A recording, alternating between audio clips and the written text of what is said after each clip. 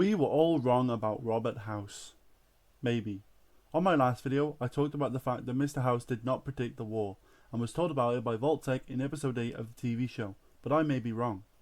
One really long comment by a clear Fallout lore master champion, name on screen here, came up with a different conclusion to Mr. House, which I will show right now.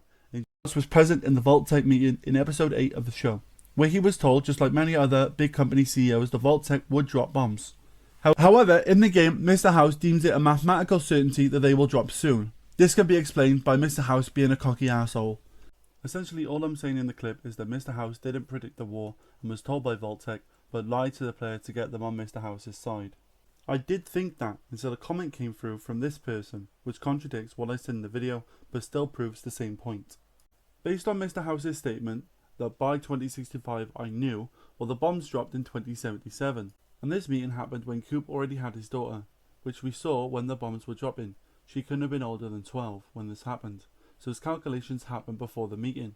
So in the end, the meeting just double confirmed to him that it was going to happen. At least now he has faces to put with the bombs. I would also like to point out, if you watch that meeting with subs on, they say things like Big Mountain CEO, then they're lying. Mr. House is the only one of the CEOs at that meeting that gave any pushback to Vault-Tec, even bringing up the Rat Utopia experiment as reason why Vault-Tec plans would fail. Then, when all the CEOs started throwing out ideas for Vault experiments, Mr. House is the only one that didn't toss out any idea, and he never agreed to the deal. He simply said, "Well, you've given us a lot to think about." Mr. House is a very shrewd businessman who had been playing these types of games his whole life, ever since his inheritance was stolen from him at a young age. So at that point in the meeting, House is in the belly of the beast. If he were to start yelling, "This whole thing is evil and crazy, this will never work, I'll expose you all," shit like that, he would not be leaving that meeting alive, and he knows that. So just toss out a, "Let me sleep on it," and then fuck off to New Vegas and do exactly what he did in the lore. It honestly fits his character very well. No way he would turn down going to the meeting, but also he would know that the whole idea they had was just bullshit. When it comes to an adaptation, the foundation is the only thing that matters, the important stuff that makes it what it is. Caveat is just small shit like, "Oh, the lights in Fallout don't work that way. Does that change the foundation of Fallout in any way and now make it not Fallout?"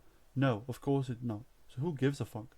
But people say Mr. House was in on it. No, if you know the foundation lore and characters, what I said above will make sense. Okay, so I know a lot of this video is taken up by this comment, but what he says does make more sense from House's perspective. He was just like, "Yeah, I'll build vaults, yeah, I'll follow along with your plan," but in his head, he was thinking, "I can fix this alone, and I already am in the process of doing so. I now know specifically around when it will happen, and also know my direct competitors' plans as well."